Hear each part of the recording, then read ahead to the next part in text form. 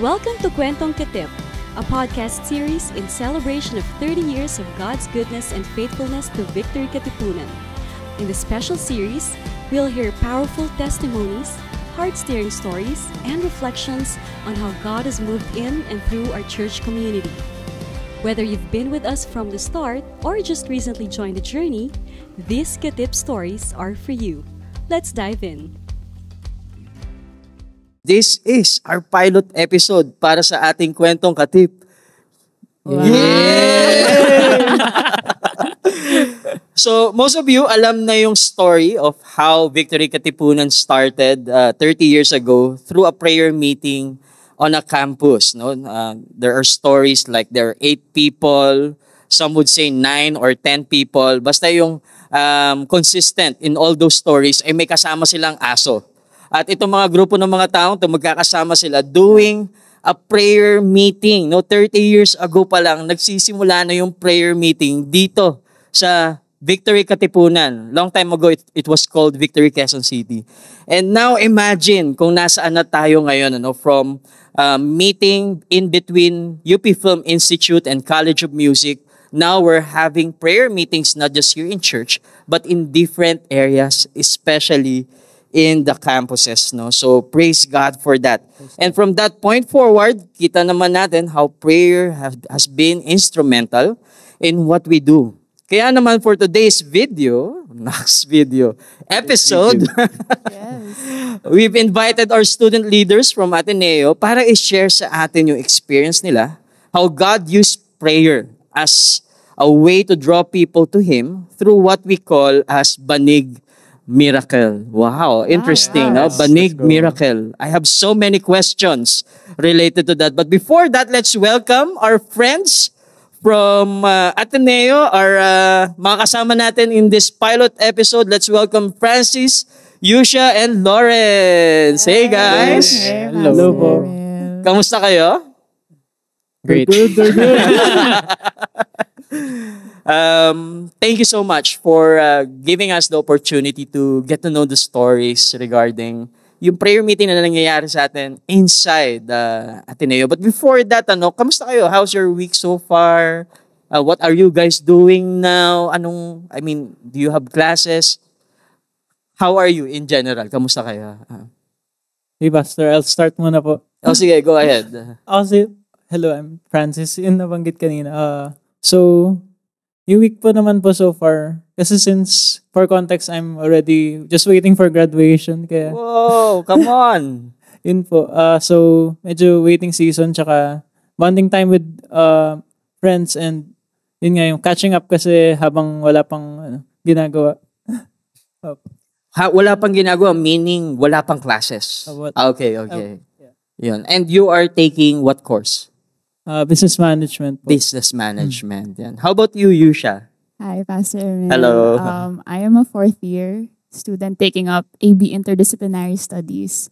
So lately, for me naman, on vacation din lang since we'll be starting our classes next week. So I'm just trying to make most of my time meeting my friends and just relaxing before we grind back to studying again. Okay.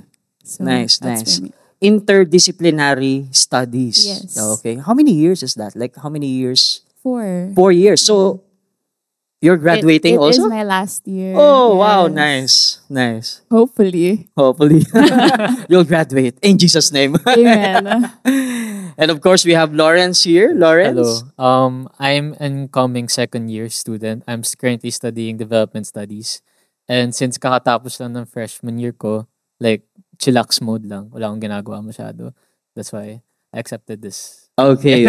And thank you kasi dahil available kayo, we have this podcast right now sharing the stories of our, specifically, yung Banig Miracle nga that we've been hearing about in multiple occasions already here in Victory Katipunan. But before that, siguro mag-short, muna tayo, like something like a warm-up, to loosen up a bit, So since we are celebrating our 30 years as a church, for this fast talk, we'll do this in just 30 seconds, no? So I'm gonna ask you a question, and then Ano yung top of mind na sasagutin nyo right away, no? As you hear this question. Let's start with you, Sha. School feet, chill or slay? Chill. Chill. Alright. Okay. Actually, may tanong ako dyan eh. No? Dito pa lang, ang dami ko ng tanong na, anong ibig sabihin ng slay? Sorry sa tito, the tito in me, no? Kasi yung slay sa akin, like David slayed the giant. Pero when you talk about fashion sense, ano ibig sabihin ng slay? Parang you're killing it. Like, wow, like you're killing it. Like, Right. Pastor Amy, And like you you're doing took such a good time. job. Na ganun. Okay, Yeah. okay. I didn't know na pwede ka palang pumatay just with the clothes that you wear. Where? You're killing it like, Yeah. men, ang astig mo, something like Yes, that. so, Okay, yes. okay. Have, basically. Yes. Wow. Yan. Ito naman, Lawrence, for you. Cramming at 11:59 p.m. or well-prepped at 8 p.m.? Cramming. Cramming. Yeah. You prefer cramming o yan yung nangyayari recently sa buhay mo? I wouldn't prefer it, pero ayun nangyayari sa akin ito sa totoong buhay. Oh yeah, oo. No? So, Francis, Yes, Pastor. vibe during group presentations, presenter or moral support? Moral support. Moral support. Pero nandito ako ngayon. Oo, no? So, how you wish na moral support ka lang today. But here you are. One of our guests, no? Yusha, coffee or 3-hour nap before exams? 3-hour nap. 3-hour nap, no? So, enjoyin mo yan. Enjoyin mo yung tulog. Lawrence, ito, sobrang importanteng tanong. Mahal mo or mahal ka? Original or Chili Mansi Pansit Canton? Wow. Parang chili mansi. Chili Mansi. Yes. Pareho tayo. And then, Francis, mute group chats or leave them? Mute. Mute. No? Lawrence, one word to describe your faith journey as a student. Probably enriching. Yes. Oh, big word. Please elaborate daw. Sabi ni Francis. Yeah, Francis, one last question. And this is for you, Francis. One thing you wish every student knew about Jesus. His love. His love. Praise God for that. No? All right. Okay, that's it. No, that's it. Tapos na. Thank you for having us. Siyempre, we'll head na to our topic. No? So, bago tayo pumunta dun sa Banig Miracle Kwento, maganda na mabigyan natin ng background yung ating listeners, especially those people who be listening our podcast. On our ENC, Ateneo community. Francis, I heard na ikaw yung pinakauna sa inyong tatlo who joined the community. Yes po. Pwede ba magbigay ka ng konting background on what ENC Ateneo is and pwede mo ba i-share kung paano ka na-connect in this community? Actually nga po parang I got connected. Well, naghahanap na rin naman ako ng community kasi, Christian yung family ko, pero not super Christian. So, yun, na-connect ako through my friend ko si Daphne na, tawag dun, ano rin siya, same course as me, management. Sabi ko, parang gusto kong sumali ng church community. So, siguro, sinistir up na rin ni Lord yung heart ko na mag-join. So, yun, I got connected. Layo pa na, nasa urban turf pa yung Victory back then. Ay, yung youth service. Then, yun po, mas nagtuloy-tuloy nung ni-reach out pa ako nung leader ko si RJ na winantuan niya ako, tapos naging intentional siya sa akin. So, parang at the same time, I wanted to, tawag dun, gusto kong ibalik yung love for in my campus na ma-experience din nila si Jesus. Kaya parang yun yung biglang na-stir up yung faith ko po. And also seeing the others like really being intentional with our campus made me love it even more and also made me want to serve it even more. Yun nga po, nag-start kami dun sa yung sinasabi niyong Banig Miracle na nag-start kami, 1 banig lang, tapos unti-unti po, meron pang time na lang kami na sa prayer meeting. Tapos unti-unti nadadagdagan, mga 5 na, tapos yun po, through God's faithfulness, nadadagdagan din yung mga banig na naging 2, 3, 4. Pero, yun nga po, parang na-realize namin na it's not about us na, it's still about God's faithfulness. Kasi parang yung kung sarili lang namin, hindi magfa-flourish ng ganun ka, ano po yun. And siguro for everyone's context, when we say the Banig miracle or the Banig story, it's specifically the prayer huddle that you guys are doing inside Ateneo, or was it at first outside Ateneo and then eventually it happens na inside Ateneo? Inside po talaga. Inside na Opo. nagsimula. Opo. And I heard na there was a time na it stopped. And someone mentioned to me na ikaw daw yung nag-initiate na let's do it again. What's the story behind it? Nice. What's the story behind it? Ano po, there was one Sunday na nakalimutan ko na nga yung speaker nun eh. Pero si foreign pastor. Tapos parang he was mentioning na tawag na parang we're comfortable in just attending the Sunday service. Like sa loob ng mall, bringing our kids. Pero parang pang ano na yun, adult. Pero parang nag-strike lang sa akin for some reason. Somehow na I'm too comfortable here na parang what am I doing? Parang yung that time na parang kaya na mo mag-start ng prayer huddle na siguro nag-move lang din si Jesus sa akin na sabi niya like bakit hindi ikaw yung magsimula? Parang kasi wala pang prayer huddle nung intercession which is our summer time during that. Yun po. So nag-message din ako that day nung sa core team namin. Tapos sinuport agad ako ni Joey kasi siya yung for context si Joey yung madalas po nagli-lead ng prayer huddle namin nun. Pero since graduating na yata siya during that time, kaya parang dun po natigil yung prayer huddle kasi yun nga, graduating na siya tas wala nagko-continue. So, yun po. Parang na-prompt lang din talaga ako ng spirit na i-start yun. And then, yun po, through the help of the core team, sila Yusha, sila RJ. Tapos ngayon, dumaligdag si Lawrence in our ad hoc team. Let's go. Tapos, yun po, na nakita lang din talaga namin yung hindi siya agarang paglago, pero parang we planted a seed. Tapos siyang lumalago lang po siya. So we're just thankful really for God's faithfulness. Praise God for that. When you say core team, ito yung grupo ng mga Ateneo students gathering together in this prayer meeting. Is that what you mean by core team? Di po, Pastor. Nakagawa kami ng core team. Yung mga student leaders po talaga yun sa ENC. Pero yung whole community, yun yung tawag dun, yun yung mismo nag-gather on every Tuesday. Okay. Was there a specific word like parang, oh wow, this gives me like a confirmation na let's do this. Wag nating i-give up itong prayer meeting together na kahit like you mentioned a while ago, Joey's about to graduate. And then paano na yung prayer huddle? And then parang and you said na God spoke to you through the preaching. Was there a specific word na pinanghawakan mo na hindi, let's fight for this. Let's continue this. No, this is important for us. O nga po yung laging sinasabi ni Joey na word sa amin. Tuwing nagsisend siya sa GC namin kasi usually siya talaga yung nag-spearhead.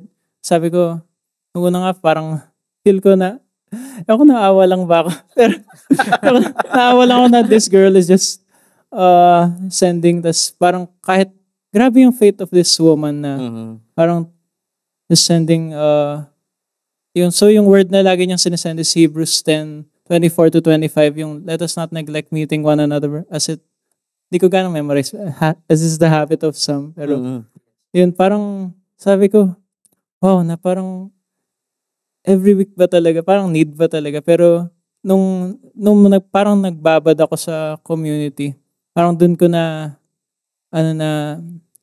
importante nga talaga to kasi dito mo ma-experience yung love ni Jesus, dito mo mas makikilala pa siya. And true enough, yun yung naging story po for me.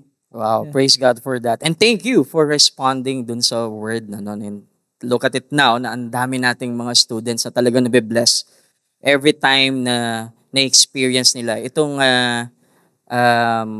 banig meetings or banig gatherings that you guys have, no? Chikahin naman natin si Yusha, no? I heard that you joined the community during the time na there's a transition in the name, no? Before, during our time, mga 2 years ago, many years ago, we call it ENC Ateneo. Now it's called ENC OBF. Yeah. Can you tell us why and what's the story behind the change in the name? Can you give us a background of what is ENC OBF exactly? For me naman, Pastor Emil, I entered Ateneo year 2022. And it was still called ENC Ateneo during that time. But I was connected to a different Victory location back then, back in Cavite, since I was from Cavite. And it was last year where I had that heart to do something for my campus. It was during the Victory Conference, actually, during campus night. And everybody was wearing their campus shirts, was like screaming for their campuses. And I can't remember exactly who said it, but one of the hosts said na, what have you done for your campus? And I was like, I haven't done anything yet because I was serving other campuses in Cavite because I was volunteering there. And after that, I was just really just praying, like, Lord, how will I be able to help in my campus? How do I become part of with Francis, a core team? And yeah, before the first semester started of 2024, that was when I was asked to become part of the core team, and I was tasked to be part of the creatives team, specifically with Jude. And we were thinking of rebranding Okay. Ateneo. And we thought of OBF, which stands for One Big Faith. Okay. Well, sa Bible, hindi naman nakasulat na one big faith. In fact, it's like the opposite way around. But looking back now, back in the Banigs, it was just us having that small seed of faith. And now that we're growing, that small seeds of faith that once gathered in the Banigs turned into this one big faith that we have now. Wow. So it really has a meaning. But even before we even thought of the name, matagal na talagang ginagamit yung One Big Faith. Mhm. So, yeah. Wow. Now from one big fight to one big faith Yes. and then one big prayer. Yes. One big fun. Or one banig, nagsimula tayo sa one banig prayer meeting. It's also a fun play dun sa One Big Fight Yes, ng yes. Ateneo. So whenever people go to our social media accounts, parang OBF, parang okay, Ateneo. Yes, yes. Oh, may recall siya right away. And ang galing nga yun, and how even as simple as a social media page or a post eventually open doors for you to invite some of your friends, some of your classmates in this banig gatherings, And do you have stories like that na encounter lang nila on social media or nakita lang nila as a post and then eventually appeared in that gather? Do you have those kinds of stories na?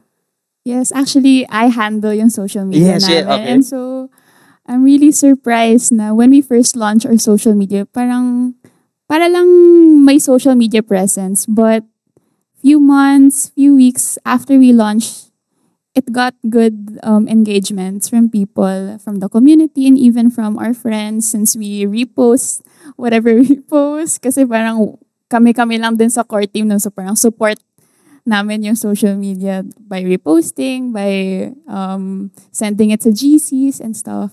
And we also connected we have this Get Connected form. Okay. Just in case nahiya sila mag-chat. Mhm. Okay, so may Google Forms kami for them to fill up.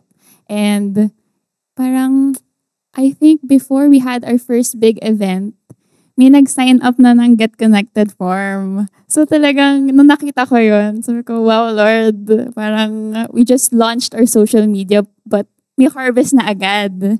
So before we had our first big event, talagang kinontak ko na yung person para ma-invite na namin. And now she's part of our life group na in Ateneo. Praise God. Yes. No? Ginagamit pa rin talaga ng Panginoon ang social media, Yes. no, to connect and to bring these people to what we are doing as a church, no. I heard si Lawrence ang pinakabagong well, at least among the three of you, ang pinakabagong attendee ng prayer huddles natin, no. Yes. So, paano mo na-discover itong prayer huddles and ano yung naging experience mo as someone na bago in this prayer gatherings? How's your experience joining these prayer huddles? Right. Because the way I discovered it was very old school, not through social media or anything. I was here nung summer last year. Kasi last year lang talaga ako naging Christian talaga. So I was here last year. Nung summer, I was eating watami here, like downstairs. Tapos nakita ko like UNC, like it's there, like may arrow. And I'm like, oh, okay, pupunta naman ng Ateneo. So I might as well go there since wala pa akong community. So yun, pumunta ako dito nung first day ko pa lang sa Katipunan. Kasama ko mga kaibigan ko. And then Kuya David was like, oh, what's your name? We have prayer huddles every Tuesday. And I was like, okay. So when I went there, medyo like, sinasabi ko na like, Lord, bahala na kasi parang sobrang sanay. Because I went to churches before naman. Di maganda yung vibe. So I was like, I'm just gonna go there to learn more about the word, whatever. Tapos, yung ano talaga, the first people I met were si Francis at si Kuya RJ there in the back. Kasi, like, tumatak talaga kasi si Francis, sobrang, like, kinakausap niya ako. Tapos, sinasabi, like, he asked my name like 3 times, like, para maalala niya. Ano ulit pangalan mo? Ganun ulit. Try mo tanungin ulit. Kung Tapos naman si Kuya RJ, nasa Domino's kami, like, nakatingin lang siya sa stool, nakatingin sa akin, ganun, parang, sabi ko, parang Google Pin na ako nito, parang, ano nangyayari? Pero after a while, kinausap naman ako. And I think that was, like, the most, like, welcome I ever felt, like, sa church. Kasi, yun na bago pa lang ako, at saka medyo awkward din ako nun, parang, I just went there for the sake of going. So, the fact that they reached out, even though it was imperfect, like si Francis, like 3 beses, tinanong pangalan ko, it was still really nice. And they were so welcoming. So, yeah. So you just joined last year, tama? Yes, so last year lang. Oo. So from last year until now, ano yung difference nung when you joined the prayer huddle last year rather, and then as yung pinaka-reason yung prayer huddles, kamusta? Like, the number of people, the people that you know, since you're one of those new guys joining the what's the difference now? I'd admittedly say kasi parang when they talk about parang may dark ages yung ENC OBF, di ko rin naranasan. Like I was like the part of the golden age, parang ganun ba? Yeah. So, but then when I went here, and from the difference from now is that sobrang laki na talaga ng community. Like, Praise it's God. crazy. Yeah. Like, dahil din, like, iba, like, sa amin, like, nag-i-invite kami. And then now, like, because of the community, I got to know so much people in Ateneo, like, from freshmen to seniors. So, it really feels nice kasi we're all, like, we all relate to one thing, which is the Lord and Savior. So, it was really nice to meet different kinds of people. And this community is, like, really special. So, yeah. Wow. In terms of numbers, no? Ilan ito nung when it started, the prayer huddles? Ilan to? Versus now. Kasi you mentioned nga na, wow, ang dami na bigla. But in terms of numbers, ilan exactly ito when you guys started? And then, ilan na yung nagjo-join ng prayer huddles now? Sagutin ko kasi ako yung ako daw yung pinakamatanda. Pero ano, Hindi naman halata, bro. Ano po, honestly, 3 to 5 lang nung time na yun, yung mga people na nagjo-join. Tapos lalo pa pag finals, may time ngayon, kunento ko po sa inyo kanina, kami lang ni Joey. So, hindi na kami sa Ateneo, kumain na lang kami sa labas kasi Okay. dalawa lang naman pala kami. Pero yun nga po, siguro bunga na rin talaga ng mga na-sow na seeds and yung constant praying namin na longing namin, Lord, yun, paramihan niyo po kami. Yung hindi lang basta rin marami na also, paramihan niyo kami in knowing you, Lord, and in having a deeper relationship with you. Parang, yun din po, yun naging bunga din siguro nung pagpipray namin. Also, hindi lang din tungkol sa amin. Kasi si Lord pa rin yung nag-move kahit na kasi imperfect, gaya nga ng sabi ni Lawrence, imperfect yung mga ways namin, pero like yung faithfulness pa rin ni Lord yun na naig, kaya kami dumami ngayon, parang pinakamababa na minsan 15, tas minsan 20 plus pa umaabot po kami. So, really just thankful. Praise God for that. And that in itself is already a miracle, no? From just 2 to 3 to 5. Ngayon, you guys are 20 and even beyond that, no? So, ang galing. Content trivia lang, no? Long time ago, mga 2 years ago, when I was a student, parang the impression whenever we talk about being able to do a prayer meeting inside Ateneo, ang impression is that it's gonna be difficult, no? Parang the way people perceive that during long time ago is that it's similar to something like a creative access nation. The doors are closed, no, to do something like that inside Ateneo. But praise God, no? God has opened the doors wide, and now we're able to minister and serve and bless the students in Ateneo. And I heard, no, kaya naman daw to itinawag na banig miracle, legit na may miracle talagang nangyari in one of these prayer huddles. And I've heard, Lawrence, ikaw daw mismo yung nakasaksi nitong miracle na to happening during your prayer huddle. Can you share us a story about that banig miracle that people are talking about? I think this might sound like a bit like binabola ko lang, pero I really do think like every Tuesday is like a miracle. Like the different people that come to the prayer huddles always fascinate me. Kasi ang nakakatawa is that I always assume before I entered ENCOBF was that everyone's one and the same. Na parang they would ridicule me for being like this, like that. But no, like everyone is so different, and I really do think that that's where God shows himself. That's where the miracle comes from, is that we are here together. We are all different. I'm freshman. Si Francis graduating na. Tapos si Ate Yusha, no? Si senior na. You don't usually call me ate. Is this the first time he called you ate? Okay. With live camera lang. But then it's that kind of thing that really makes me happy to go every Tuesday. It's always different. Like it always amazes me the stories that I get to hear. Like, minsan kasi may mga visitors kami, tapos they'll explain like, oh, nag-abroad kami to like share the word, ganun. And I think it's really those things. Like, I share like kaya pumunta kayo. Kasi every week, miracle talaga. Right. Like, promise. Plug natin yun. Oo. Just the mere fact that this is happening on a weekly basis in Ateneo is already a miracle, no? Yun. Praise God for that, no? And it's exciting, and I'm believing God na it will not just be 20s, 30s someday, probably hundreds, thousands. May sarili na kayong TFS sa loob ng Ateneo.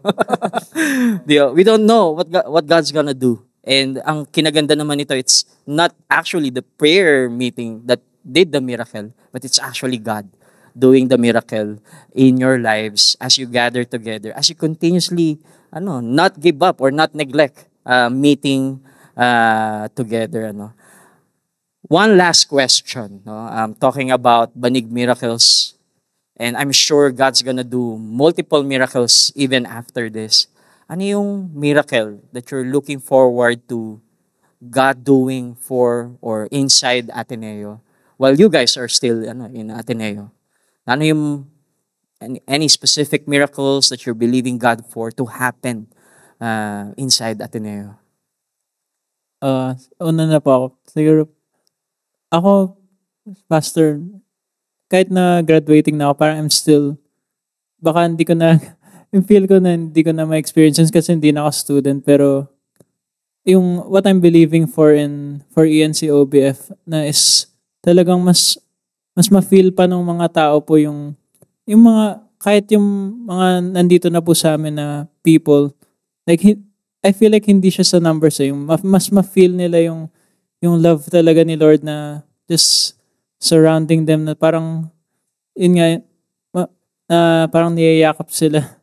Parang yung prodigal son na even though we're unfaithful, na parang he is still faithful. Pero hindi ko naman sinasabing maging unfaithful, pero yun nga, hindi naman po natin maiwasan at times na parang we don't feel like it, na parang we're not on fire at times, pero God is still faithful. Yun yung gusto kong ma-realize na maging miracle po din sa mga, that's what I'm believing for na in the community, na yun nga magkaroon ng assurance that God is with them in everything, in every season po talaga. Amen. Amen for that. How about you, Yusha? For me, as early as now, Pastor Emil, nagiging Senti senior na ako, even though I'm graduating next year pa. Oh, lalo na nung tinawag ko ni Lawrence na ate, no? Talaga. No, but yeah, as early as now, I feel so Senti na. And yeah, and my dream for Ateneo and for ENC OBF is for us to have more student leaders who would rise up and like have that fire for our campus. Because here in Ateneo, we come and go. We only have like 4 to 5 years. And you really gotta maximize your time and just allow yourself to be used by God. And that's really my hope now for more students na as we continue to gather, yung mga small seeds of faith namin na that once gathered in those banigs na mapatuloy pa rin siya even after we're long gone, and for more generations of Ateneans to experience that joy of gathering on a weekly basis. Kasi rain or shine, suspend man yung class or hindi, mag-gather kami. And Wow. yeah, parang yun nga, before I've witnessed na final season, tas konti lang. Pero ngayon, ang dami pa din. Parang yun nga Kahit yung... finals? Yes, Wow. kahit final season, there was one time then na it was raining so bad, but everybody was in the location already, so we just had to Wow. relocate. So yeah, I'm just so excited with what God has in store for Ateneo and for the community, even after how many years. So Come on. That's exciting. Lawrence, how about you? I hope I can like share a little bit my context. Kasi when I was entering college, I was considering like what were the options I would have, and then like nagtanong ako sa mga kapatid ko like ano yung mga like values na tinuturo ng each school. And I remember my sister kasi she studies in Ateneo, and she was like, I think Ateneo should be meant for others. And sobrang nagtatak talaga sa isip ko na, wow, like that's crazy. Like I was like, I feel like may ano like it called me, like parang this is where I want to be. It's Ateneo. And I hope that for Ateneans, and especially for us ENCOBF, is that like yes, maganda yung prayer huddles and that we're gathering a lot and we're getting more people, but I hope that it can be used as a tool to become meant for others as well. And wherever we are called and wherever we are, I hope that we can be God's vessel na ito yung love ni Lord. So I hope that for all of us that God gives us the courage and the strength to be men for others and women for others as well. Wow, that's it. That is so inspiring to hear, bro. Thank you. Thank you so much, no? Oo. Thank you so much, Francis, Yusha, Lawrence. Sobrang nakaka-bless hearing your stories, yung love nyo for God and love nyo for others, and how God has used you mightily as you stay faithful in these prayer huddles that you're doing, no? Na maybe next time, no, because you're faithful in the small thing, banig. Next time, mattress meetings na, no? Or from banig to mattress, no? Ni-level up na kayo ni Lord. Or from that area in Ateneo, now you're meeting in one of the halls inside Ateneo, no? So I'm sure God is able to do that. And we're believing God for you and with you as you believe God for revival inside Ateneo. I'm so excited for that. Yusha, you mentioned a while ago that you guys have social media accounts. yes. Can you share that so that our hearers in the podcast can follow you guys on social media? Yes. Yung ENCOBF. Tapos pwede nyo na rin i-mention yung personal accounts nyo. No, so we have ENCOBF has a Facebook and Instagram account. So for Instagram, you can follow us at enc.obf, and for Instagram, you can search up Every Nation Campus One Big Faith.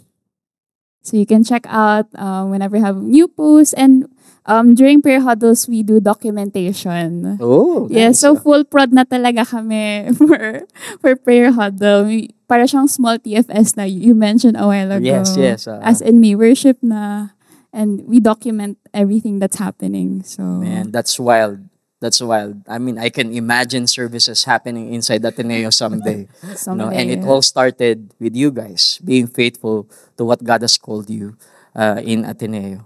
Once again, thank you, Yusha, Francis, Lawrence, for joining us. Thank you. In Thank you this po. Having podcast us. episode. Maraming salamat sa mga kwento nyo. I'm sure marami pa tayong pwedeng pagkwentuhan. No? So we'll see you again in our next episode. Pag-graduate na si Francis, so kakamustahin namin kayo kung ano na nangyari after graduation. And si Lawrence, pag may tumatawag na sa kanyang kuya. Yes. But once again, thank you so much. I know maraming mabibless sa stories nyo as they listen to this podcast. At dito na po, nagtatapos ang pilot episode ng ating Kwentong Katip. Abangan po natin ang susunod na episode because we are going north. No? Tan-ta-da-dan! Thanks for listening to Kwentong Katip. If this episode has blessed you, don't forget to share it with someone and tag us at Facebook, Instagram, and YouTube at Victory Katipunan. Let's continue to celebrate 30 years of God's faithfulness and believe for even greater things ahead. See you in the next episode.